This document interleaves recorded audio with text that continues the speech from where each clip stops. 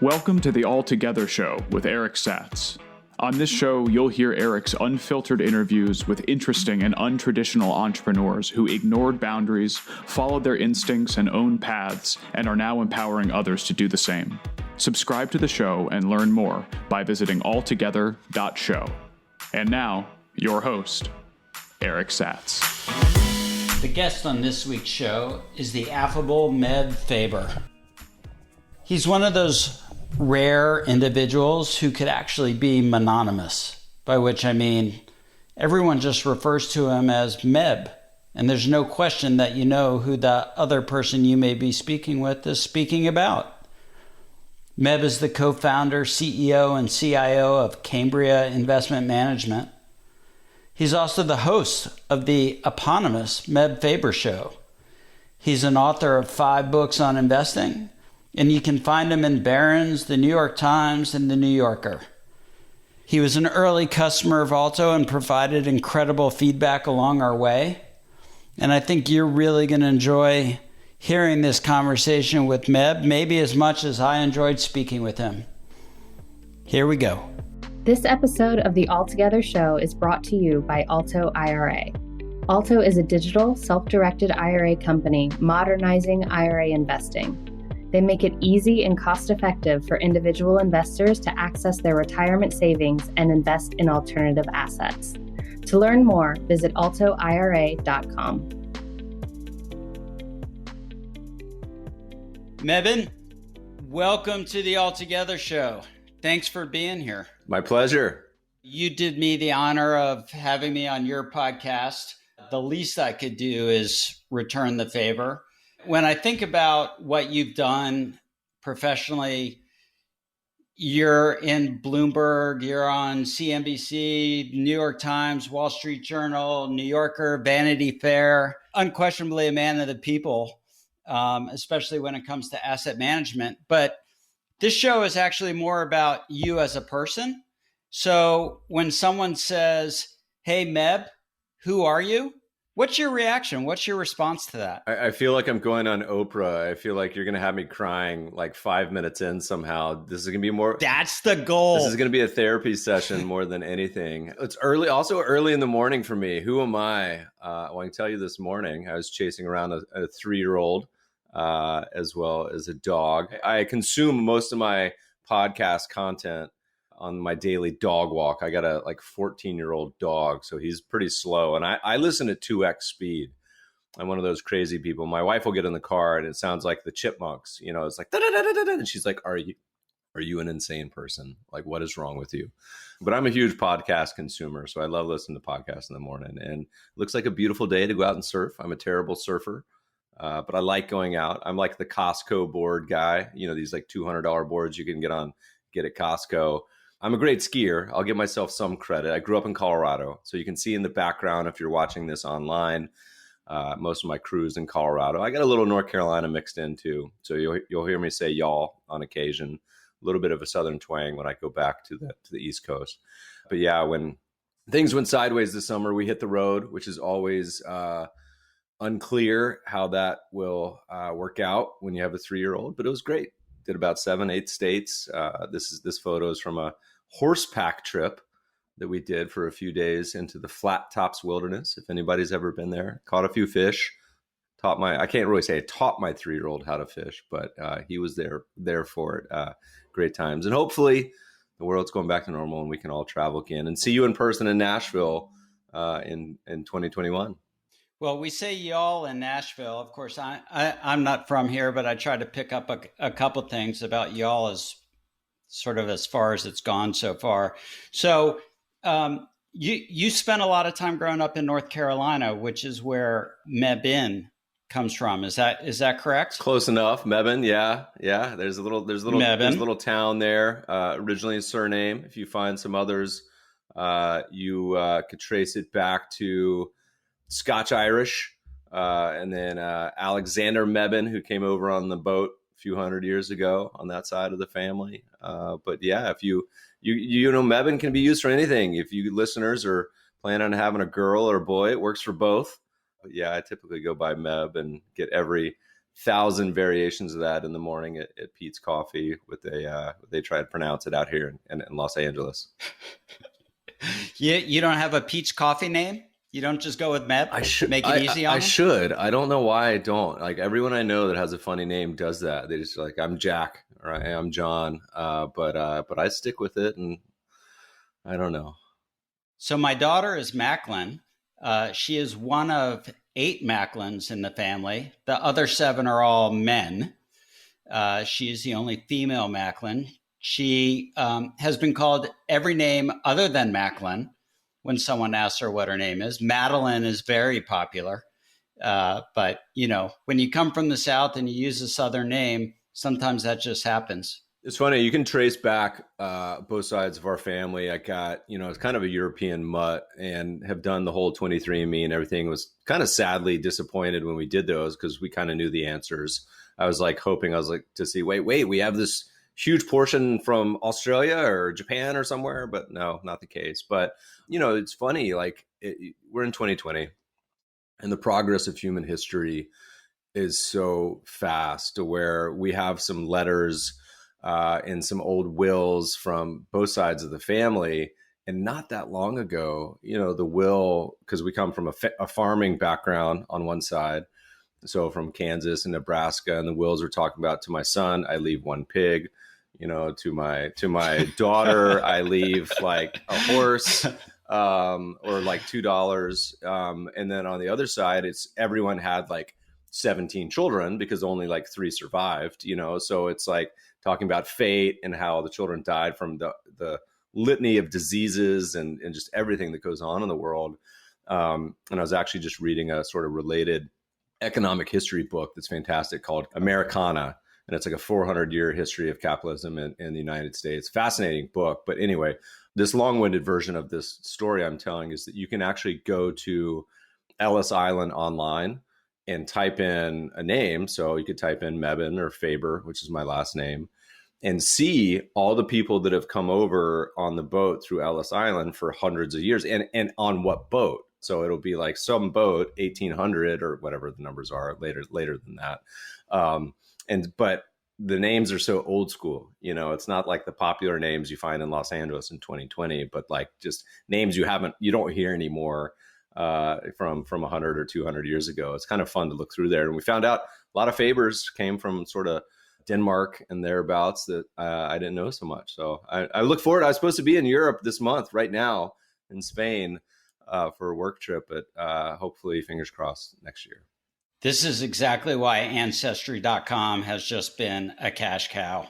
So you're born in Colorado. How did you make your way to North Carolina for growing up, and where'd you go to high school? The second part's actually a really interesting comment. The bouncing around as a child is probably the story of many children of our generation and other generations, where parents get along, don't get along, get along again, don't get along again. So I had the benefit of going to many different elementary and middle schools and made lots of extra friends, as I always tell people, like anyone who's bounced around. The name of my high school in North Carolina, and this sounds like it might be a joke, but it's not, is R.J. Reynolds High School, which, if you're familiar as an investor, is the name of a tobacco company. Also the name of a person, of course, but Reynolds really defined that town, as well as another couple companies, Haynes, I think Sara Lee, but the tobacco business.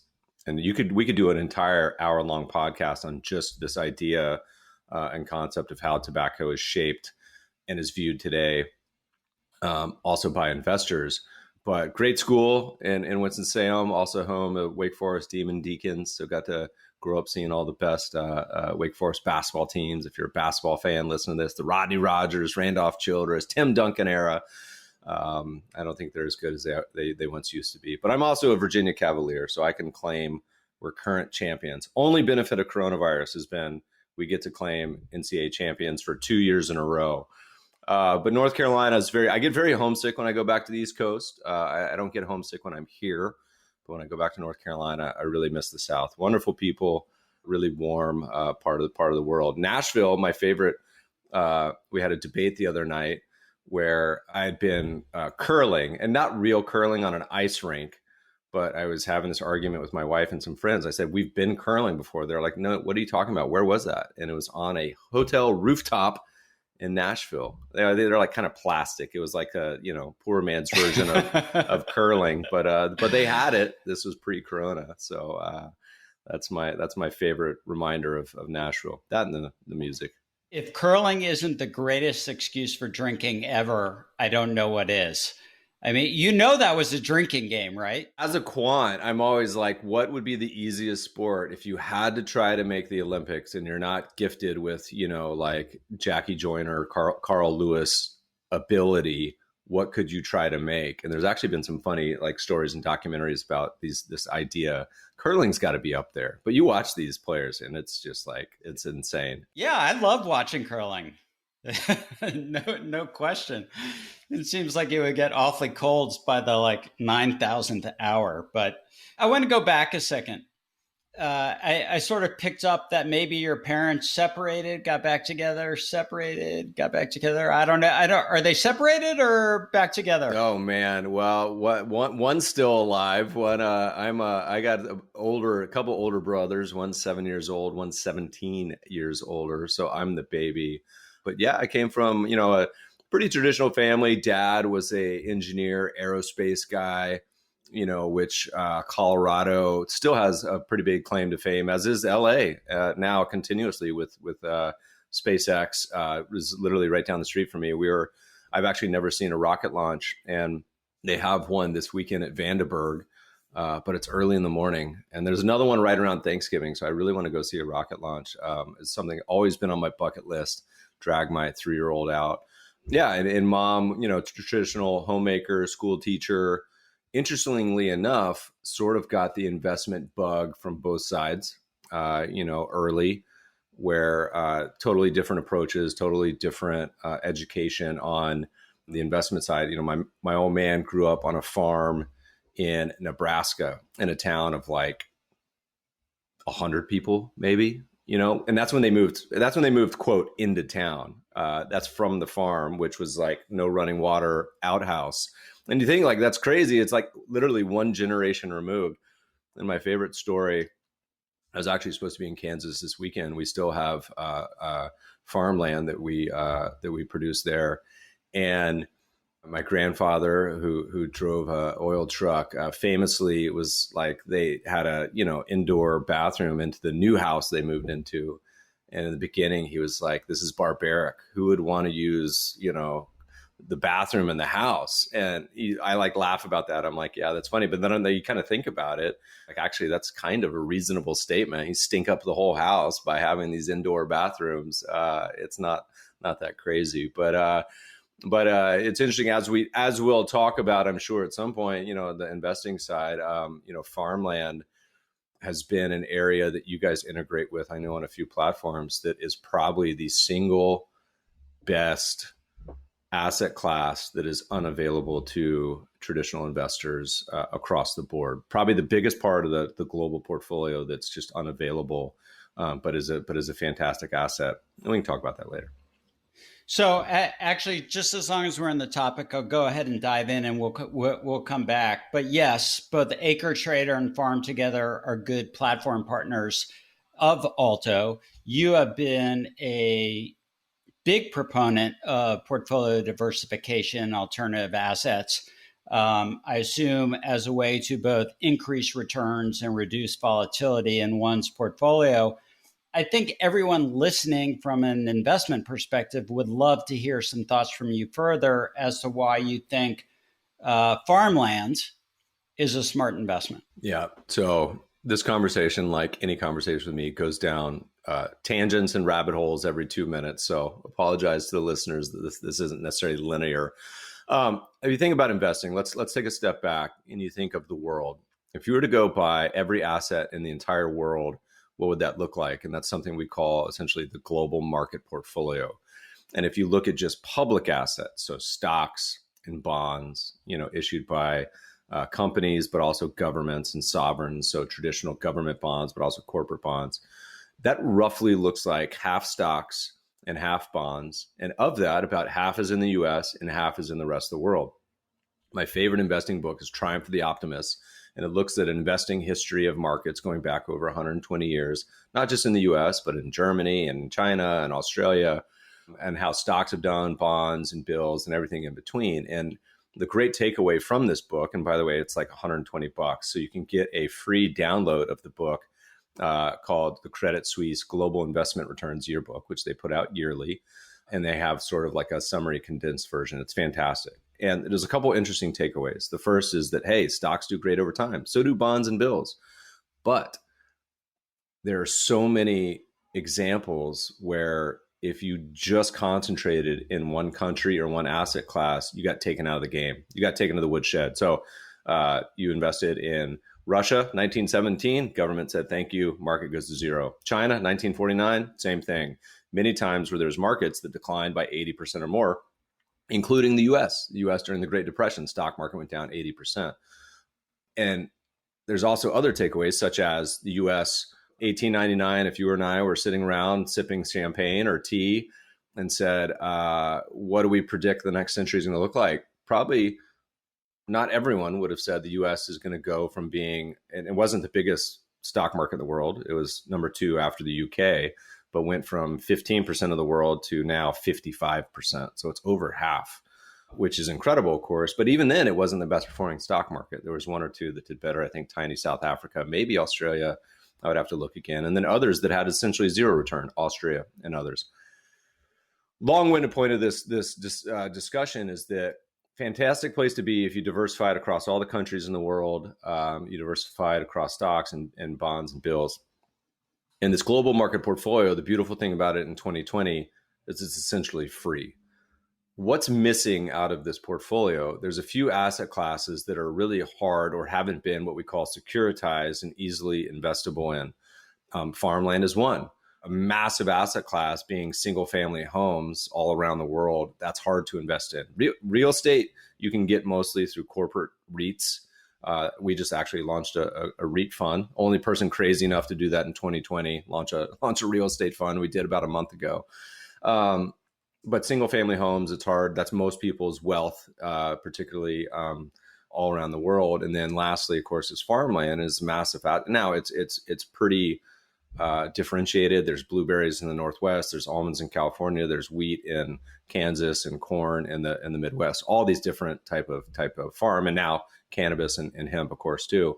The whole point of this entire discussion is you want to put together a portfolio that has some of the main levers. Going back to my mom in North Carolina, my mom and grandma, great cooks, but like old school, don't really use a recipe, kind of use a recipe, just mix and match things. And so you're making those Toll House cookies. It doesn't matter exactly how many chocolate chips you use, how much flour and butter, like you got to feel kind of an idea. You put them all together and the cookies are going to come out great. And that's the same thing with the portfolio. We did this book called Global Asset Allocation that looks at like dozens of portfolios, some of the most famous gurus all around the world. And the takeaway was that they all do great. They all zig and zag. In any given year, they could have like a 30% difference in performance. But as long as you have the three main ingredients, so global stocks, global bonds, and lastly is global real assets. And real assets would be real estate. It would be something like farmland or commodities or that type of genre that does well during it. And the whole point is to have these three levers that kind of do well in different regimes. Anyway, farmland is one that's a huge pain in the ass if you're actually doing it direct. And it's having this generational shift from it being, a huge portion of the country. Again, back to 1899, we're farmers. And now no one wants to do it. The kids that are my age and younger there, no one wants to do farming. They want to move to Denver or to Chicago and live with, much, much younger, more dynamic than being on the farm. But it also presents an opportunity to actually, put that into effect. Anyway, it's a part of I think a great portfolio. It's just a huge pain to access.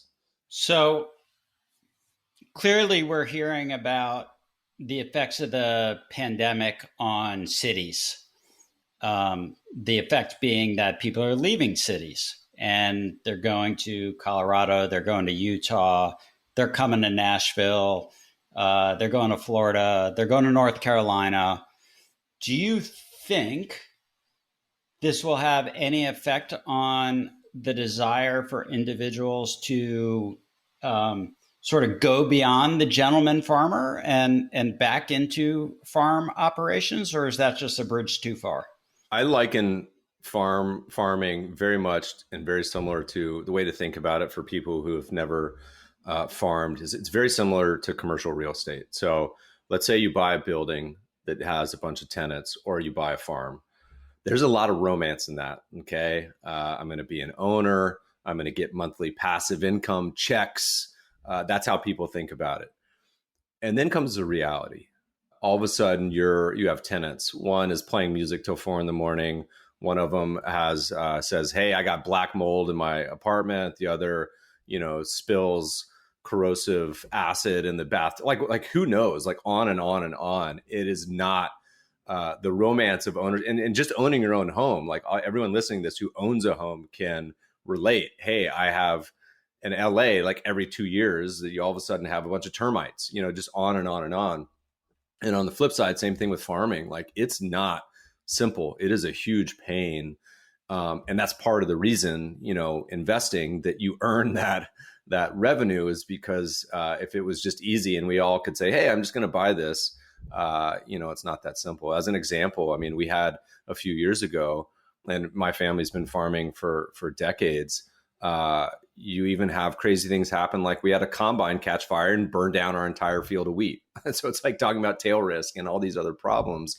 Like many things, people see like there's old famous Chinese proverb is like, fish see the bait, but not the hook, so you see the like allure of any, and this applies to any asset class, it applies to stocks. It applies to people, investing in Tesla and Amazon. You see the beauty of it. And then you look a little deeper and it's not so simple. It's definitely not simple. It's a hard life, farming. And those who receive the investment deserve every dollar, in my opinion. They're doing the hard work. So I sent you a questionnaire before the show. And one of my favorite questions on there is incredibly vague. It just says side preference. And I don't know if you remember, but you said right. And I'm just wondering why. I don't even understand the question. What's the question? Side preference? Yeah, side preference. Side of so what? Left or right? Like right or left-handed? So that's exactly my question to you. What made you say right? Why not left? I think that like when answering a lot of these questionnaires, like questions like that, like when you do like the speed rounds, I try to just answer the first thing that comes to mind. I feel like that might be a more honest but totally non-useful answer to the question. I don't have anything. This is like, so Charlie Munger, famous investor, there's things I'm extremely opinionated about, and there's things where I'll just be like, I got nothing. Terrible for an interview, but that's my answer. There's nothing useful here. So let's come back to the ingredients in the food, the food subject, because, sort of like with your cookies, as long as you put enough butter, sugar, and chocolate chips, like it's hard to go wrong. So you have a preference for spicy food. And where did that come from? Do you know? Was it part of North Carolina? Was it hot chicken that people like to write about today? Well, hot chicken's more up y'all's alley. That's a Nashville. We've had like, I think a dozen have moved in since to LA following y'all's lead. North Carolina has one of the world's great unsung hot sauces. Texas Pete, I think, is from Winston-Salem. So if you listeners haven't tried that, that's up there. There's also a great Asian, I think it's a startup called Fly by Jing that has a few different powders and hot sauces if you want to try a new one in 2020. I'm sure when in 20 years from now, when we can actually sequence our genomes in like the full Gattaca method where you can just go to a window, sequence it, and it could tell you a lot more than 23andMe. All 23andMe can really tell me now is you have brown eyes and you have like restless leg. Other than that, most of it seems to be not that useful yet. But at some point, I think it'll tell you things like, hey, Meb genetically has a preference for novelty. It's that seeking new experiences, whether that's through, who knows, a predication towards like interesting hot sauces, cultures, ideas. I'm guessing it's part of that. It's written in the code, the nature versus nurture, the best. And I started out as a biotech guy in college. So I definitely have still an interest and a hobby in the genetics in that world. Don't do it so much anymore as a quant investor. But, I think the best analogy I've ever heard is with genetics is like your genetic code gives you like an instrument. It's like, hey, you're born with as a saxophone or a trombone or a guitar, but it doesn't determine like the songs you can play, right? It tells you like how high you could probably jump. If you're 5'8", sorry, you're probably not going to be in the NBA. If you're born with certain abilities and preferences and differences, but at the same time, that's just sort of the base case. So I imagine somewhere deep in my code is a novelty seeking. I think my family would probably agree with that one. And that's maybe why I come up with such weird ideas on the investment world. I mean, if you look at, we regularly do articles on like things I believe that no other professional believes in, and there's dozens. There's certainly a lot of them. Well, one of the core values at Alto is you do you. And one of the reasons I was excited to have you on the show is because you certainly do you. One of my favorite things in the world happens to be skiing. And so what's your favorite mountain? We've, I can happily say our podcast is sponsored by one of the ski passes. So shout out to Icon. You get a free shout here. And that sort of has determined the past few years, like where to go. It's like, what's on the list? I grew up skiing in Winter Park. If you look closely enough, you can definitely see some sutures and scars from the trees between Outhouse and Candy Dancer. I got some on my booty and about everywhere else on my body from doing unwise lines on a mountain. The one over the past few years that's been really, I hate to even mention it because it's changed so much in the past 5 years, is skiing in Japan. Which a lot of people don't know, but has some of the most consistent snow every year and amount of snow of anywhere in the world. And so on top of not just the actual skiing, there's the whole cultural element. Japan is unlike any other country in the world. It's an incredibly beautiful and very foreign culture to go visit. And the best part of going, give also a shout out to our guides, Le Grand Adventures. As they've done it a million times. So sometimes if you want to go into the small towns where you're going to be the only gaijin you'll see anywhere, and almost nobody speaks English, but the mountains are just really special. However, you have seen, some development. So places like Niseko, which is sort of the Aspen of Hokkaido, has turned into this, and it's good. I think the development, it's a beautiful mountain, but if that's what you're looking for, if you want to go get, a Michelin dinner after skiing, that's the place you go. If you want to just go hit backcountry or no one else around, this is also, I love tying in little bits of investment, ideas and wisdom. Japan is such a phenomenal example of the possibilities of what can happen in markets. You and I can probably remember the 1980s. Japan was the largest stock market in the world. So I said right now, US is at 55% of the world. Back then it was Japan. But it was the biggest bubble we've ever seen in stock markets, where the PE ratio of Japan hit almost 100. So for context, markets on average are around 17. The US is one of the most expensive in the world now at around 32, 33. Not terrible. It's 45 and 99. My favorite, bubble, right? The internet bubble, but it's been as low as 5 too. And the problem with that is like it just gets stretched too far. So Japan just now, 3 decades later, is getting back to all-time highs in the stock market. So there's an entire generation of Japanese, if you talk to them about investing, buy and hold isn't even a concept. They're like, what are you talking about? People don't make money in stocks, right? Like you could try to trade, but it's gone nowhere for 30 years. Entire generation of people that have a different belief on investing than the people in the US. But my takeaway from what I was going to say about the skiing was that because of the boom in Japan in the 80s, you had all of this sentiment that was going on with the Japanese business model. I mean, dozens, hundreds of books about the Japanese business model, how it was going to take over the world. They were buying up all the marquee properties in the United States, golf courses in California, buildings in New York, and built out like hundreds of golf courses and ski resorts in Japan. And so I'm going to murder the number, but there's still, like, it was at a peak, it was like 800 ski resorts in Japan. Japan's not that big of an island, and it's still hundreds of ski resorts. And so you have a lot of these little legacy mountains that are like mom and pops with like one or two lifts, with this beautiful terrain and all this snow that are still there. And so it's this residual of this boom and bust that you see that's had effects for an entire generation. Good news for skiers, not so good news for investors, but it's a good lesson. It's a good lesson to learn. Japan's still a top 3 economy in the world. And so people think that these things can't happen, in the US or other places. Like they do, they regularly do.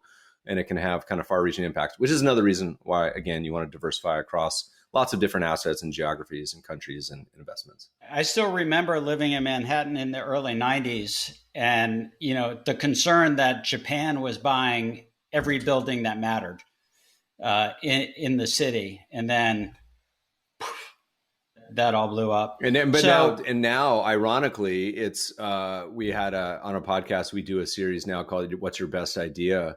And we had on some of my favorite people from Wisdom Tree, Jeremy Schwartz. And just now it's being long Japan stocks because everyone's forgot, no one cares. They've gotten cheap again, and they're just breaking out to new highs now. So maybe in 2020 it's an opportunity, but 30 years later, what's old is new again.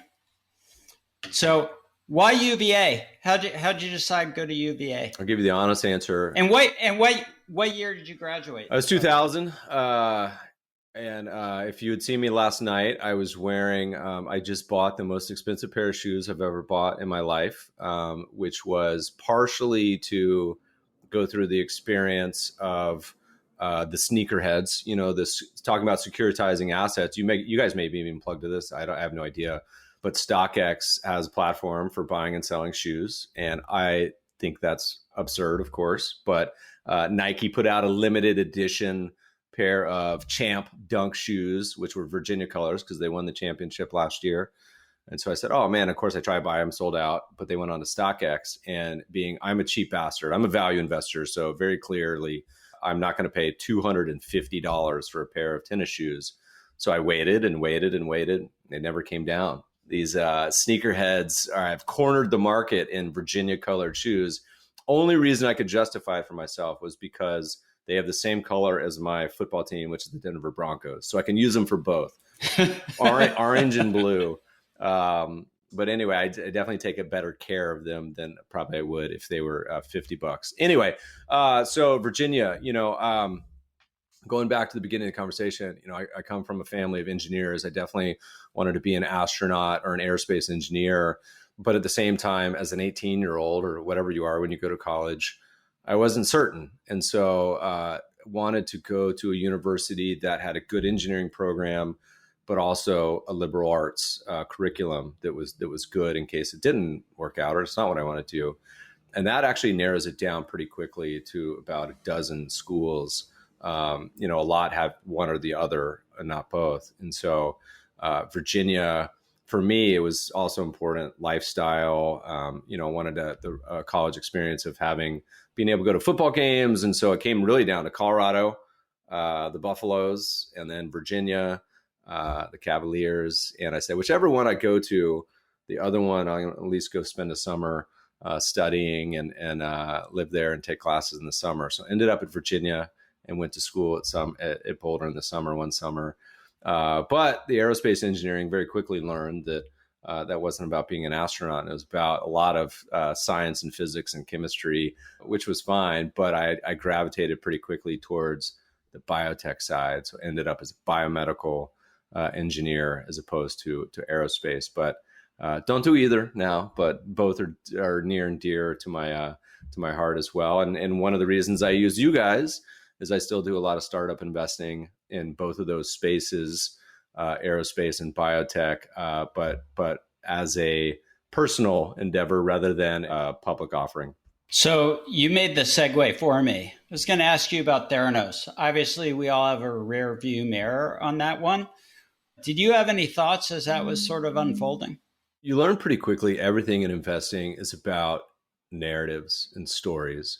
People may say they invest a certain way, but reality is everything comes down to, we're just big bags of soup of hormones and chemicals and, what we were genetically evolved to behave like did not prepare us for trading shares of IBM, investing in the Japanese yen and shorting Tesla, whatever you may be doing. So there's like the good advice for investing and the simple stuff that most of us should be doing. And then you start to go down the list of, what happens if you're starting to get involved in security selection, if you're starting to look at identifying startups that have potential. And Theranos, like many investments, in my opinion, would have never checked any of the due diligence boxes. Like there was like 20 red flags. Same thing with many of the most famous frauds in history, like Madoff. But on one hand, you still have some of these believers. I'm blanking on his name, but one of the most famous VCs still goes to bat for Theranos and Holmes. And he just will not admit that it was essentially a big fraud, but rather almost plays it off as they were just the victim of other outsized circumstances. What I have learned, so I've invested in over 200 companies, private companies, over the past 5 years. And, I have my approach and other people have theirs. But one thing people need to take away about markets, particularly with stocks and investments in companies, because what you're essentially investing in is companies. And this, I think a lot of people get this wrong, but I think it's important, is that private market and startup investors get this, what I'm about to say, and they often believe that it doesn't apply to markets, but it is exactly true in public markets too. And that is your returns on your portfolio are dominated by the big winners. And so let me give you an example. All the stocks out there in the US, take the S&P 500, Russell 2000, doesn't matter. My friends at Longboard did this research, but lots of others have replicated, including a great white paper called Do Stocks Outperform T-Bills? And the takeaway was that out of all the stocks in the stock market, it's like 2/3 underperform the broad index. So if you throw a dart at the wall, chances are you're going to underperform the S&P, which is why it's so hard for stock pickers to beat the market. Almost half essentially have zero rate of return over their lifetime. So if you buy an average stock, chances are you're not even going to make money. Not your 10% people expect, but you're not going to make any money. And I can't remember, I think it's about a quarter essentially lose all their value. This isn't like microcap penny stocks. This is the stock market. However, there's about 5 to 10% that essentially give you all the returns. So the McDonald's, Walmart's, Amazon's, Teslas, that if you invest in these, they have such moonshot returns. So if you own an index like the S&P or any market cap weighted index, a lot of people don't know this, but market cap weighted index is simply, you ask people how you construct these indexes and they're like, well, the companies are biggest by earnings and revenues. No. It is literally price of the stock times the shares outstanding. It's the ultimate trend following momentum index. So the good news is you're guaranteed to own the winners. You can go to the cocktail party and say you owned all those suckers. But the bad news is you also own all the losers. They go down. But the good news is as they go down, they get smaller and smaller and smaller. So that's why index investing works. It's not optimal. We run lots of strategies and none of them are market cap weighted, but it's a good first starting point. The same thing applies to private investing. And so what you have when you have a lot of these startup investors, and to be clear, Theranos wasn't for the most part a VC story. Wasn't a lot of traditional VC firms funding it. The private investing is even more dominated because they're early stage. So if you invest in a portfolio of 50 or 100 companies, it's a couple of them, the Ubers, the Calms, all these other stories that go 10, 50, 100, 1,000x, not 1,000%, 1,000x that determine the returns of the entire portfolio. And it's the same sort of concept, a little more extreme because the companies are smaller. So long-winded point of my story, again, is that people, particularly startup investors, gravitate towards these moonshot ideas that have the potential, at least, to say, what if it did work? And so it's easy to get seduced by some of these charismatic CEOs. And you can say whatever you want about Holmes. She has the weirdest voice of anyone on the planet. When I watched the documentary, I was like, wait, that's what she sounds like? Why does she talk like that? But you couldn't argue that she was charismatic. And, there's a lot of other factors at play. I think the media certainly wanted the story to be true. I mean, it's a beautiful story. Hey, you got a blood device, can test you, boom. It's by a female CEO, the next Steve Jobs. So, but if you have a methodology that kind of goes down the simple, red flag boxes, and you can apply that to public markets too, any market, you would never have invested in that company. And so, but that applies to everything. Now, the good news is if you diversify, you make lots of bets, you're guaranteed probably to get one of these eventually. Warren Buffett famously says, he's like, look, we have hundreds of thousands of employees. I guarantee you somewhere someone's doing something illegal. He's like, you just can't control it when you get to a certain size. And so that's the same thing with public investing. You're eventually going to hold some of these dogs. Don't feel too bad about it and move on, and hopefully focus on the big winners. That's really interesting. One of the public market statistics that I like to talk about is we used to have more than 8,000 public companies. Today, we've got less than 4,000. And of the 4,000, only 10% account for the returns in the market. It's nice to know that someone who is actually a professional public investor confirms the statistics. So I appreciate you relaying that. I want to make one comment. And, a lot of people kind of scratch their head when they think about this market cap weighting, because it was a neutron bomb that went off in the 1970s. And a lot of people assumed that the index, John Bogle, I mean, he's the greatest investor, has done more for anyone in the 1970s, was the index. It wasn't the index. It was the ability to offer these products at low cost. And so this cost revolution of, instead of just having a stock market allocation that is the market and charges 2%, you can now do it for essentially almost zero. But the reason market cap investing isn't ideal is because it doesn't have any tether to price. So as the stock goes up, it gets bigger and bigger and usually more and more expensive. Japan is the perfect example. If you're a global investor in 1989, you put half of your money in the Japanese stock market at the highest valuation in history. That doesn't make any sense. That's crazy. It doesn't check any common sense box. And so market cap weighted investing is problematic because it overweights booms and busts. So right now, if you look at the 45 investable countries around the world, we rate the US as the second most expensive in the world. Now it's not terrible, but the good news is most of the rest of the world is cheap to downright really cheap to downright screaming cheap. But the problem is, because the market cap weighting, again, like Japan, you put over half your money in the US right now. So if you can do any other weighting methodology, it could be equal weight, GDP weighting based on value, is obviously a factor we like, what price earnings or anything like that. You end up with a better allocation than but that's the way it should be. And that's the way capitalism should be in free markets, because by the time you get to be big, by the time you get to be Apple, Amazon, there's entrepreneurs all around the world that say, you know what, I would like to make billions of dollars too. And so creative destruction takes over. And if you don't believe me, you can go look at the top 10 lists of companies going back every decade. And you certainly don't see Kodak anymore, or IBM or GM or all these, companies that dominated in the past. It's all US companies, by the way, right now. 10 years ago, there's a lot of Chinese and other companies mixed in. Now it's all US. So important point though. Sorry. Not at all. So I'm not going to read between the lines, by the way, on some of your comments. Tesla joins the S&P. Any thoughts there? Yeah, I think they make world-changing cars. I think it's a great lesson in a lot of things. Many investors, if you go on Twitter, the cesspool of Twitter, people want to believe in investing in almost everything in life.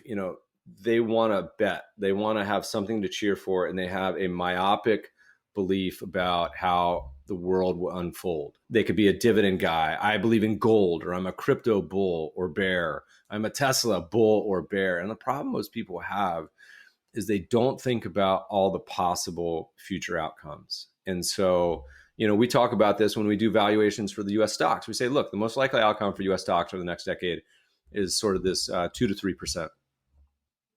Not going to get me on TV. People are like, that's depressing. I'm not saying it's minus 10 or I'm not saying it's plus 15, which is what investors expect in a recent survey.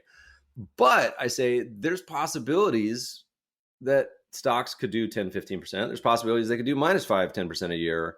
You have to at least consider the possible outcomes. And that's really where the fractures happen with investors, is they have this belief, and this is relationships too. This happens in the real world. You have a belief of what your life or your future, if I just get this job, if this relationship just works, if I can just have children, whatever it may be. Same thing with investing. They have this narrow-minded belief of what the future will be, and then it doesn't happen.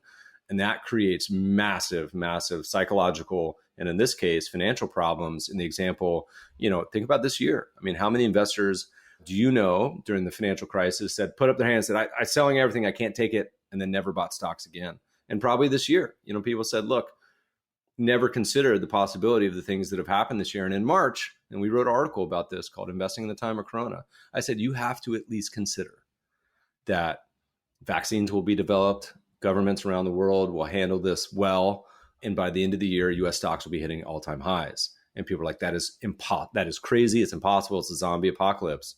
And I also outlined a bear case, and I said, you have to at least consider both. Otherwise, you're set yourself up for disappointment, which I think. So with Tesla, it's now worth more than all the other car makers in the world. There's no question. I think that it's expensive.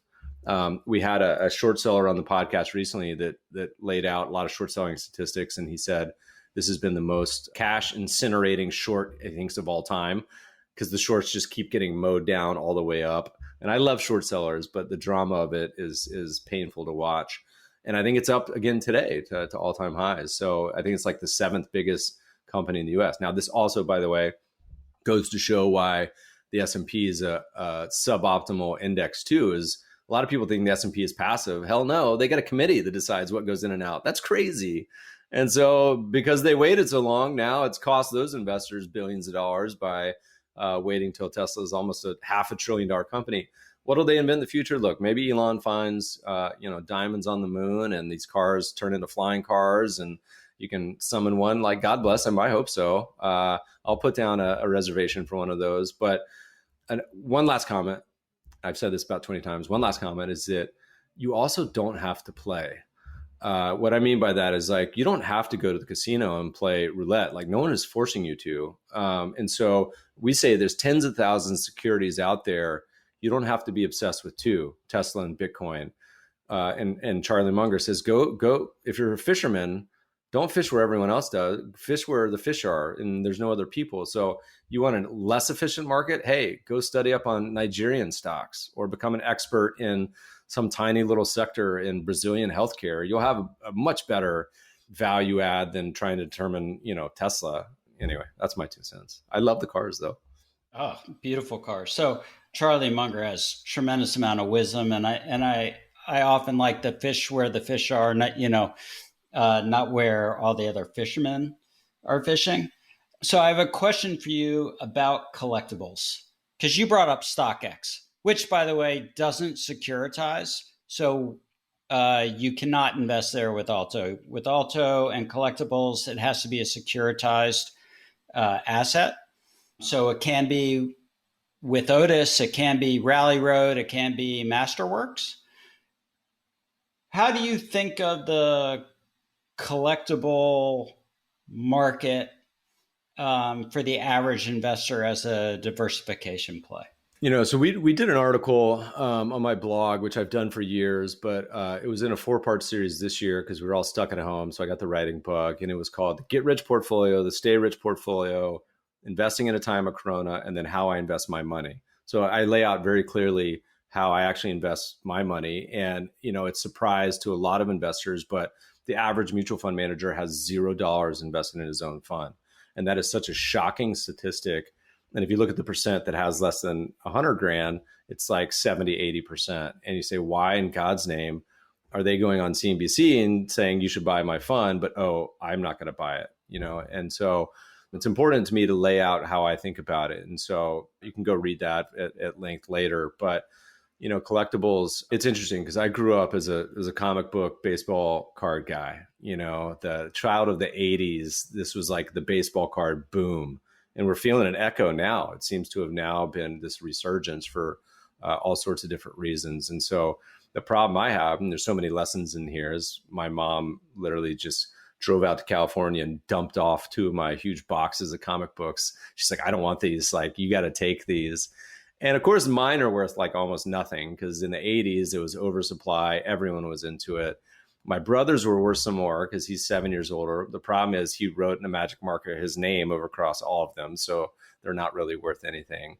And the funniest part is my mom, who like randomly has like a half dozen of these old cartoon comics about like country western something or other. These like 5 comics are worth more than all of our thousands of comics combined. You know, like it's just like the serendipity of randomly buying something, keeping it, and it actually sounds like a stock portfolio. She's amazing. You know, she did it in baseball cards too. Same thing. My brother has thousands of baseball cards, and she's like, you know, I'm from North Carolina. I'm gonna buy. I like basketball.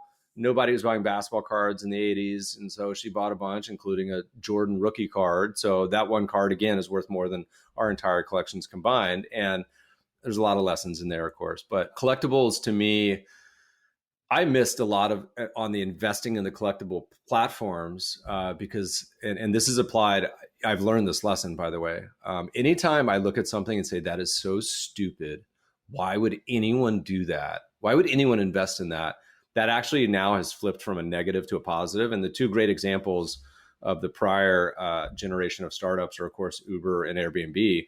Everyone gets them now, but look back then, why would I let someone else stay in my house? Are you crazy? I'm going to go stay in a stranger's house. I'm going to get a car there. I'm going to get murdered, raped, like get in a car crash. Like in the early days, I mean, I remember getting in a Lyft. The cars were disgusting. It was just a mess. And so that actually, the framework for me is like, you flip it to, okay, that's a stupid idea, but what if it did work? And then all of a sudden you talk about, you know, the TAM, the addressable market. So the collectibles to me, in my head, I was like, why would someone want a digital fraction of a Mustang? Like the whole point of having a Mustang is you get to drive it, you know, you get to show off, hey, this is gonna be fun. Why would I want 1/10 of a Warhol? But I get it now, and it makes sense to me. In addition to 20 other things, alternative sources of income, you know, inflation, the investment speculation excitement of owning it. I get it. But I absolutely missed it on first pass. So, you know, I think, look, each to each their own. Part of the whole investing takeaway is you should invest in what you love and care about. And if it keeps you interested in behaving, but we always say to everyone to write down your investing plan, which almost no one does, and come up with scenarios that you can work through that if things behave weirdly in the future, you know, if your investments go down 50, 80%, here's how you're going to behave. If interest rates go to 10% or -5, here's what you're going to do. If gold goes to 10,000 or 100, Bitcoin goes to $1 million, you know, work through it that way. Then when it happens and you get hit in the face or somewhere else below the belt, you don't say, oh my God, I panic. I don't know what to do. It applies to any asset on the planet, farmland, collectibles. So I own some, you know, again, they're a small fraction of the whole, but I'm positive.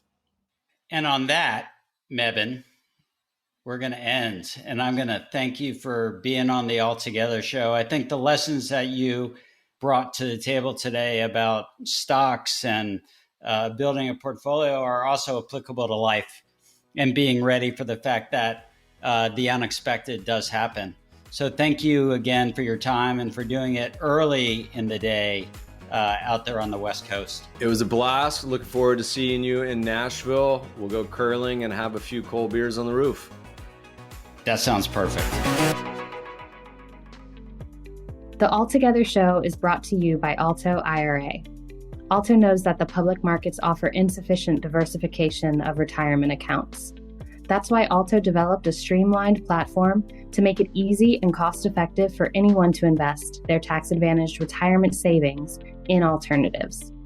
Assets like real estate, VC, and crypto that are outside of the public markets and available through Alto's 21 platform partners. To learn more, visit altoira.com.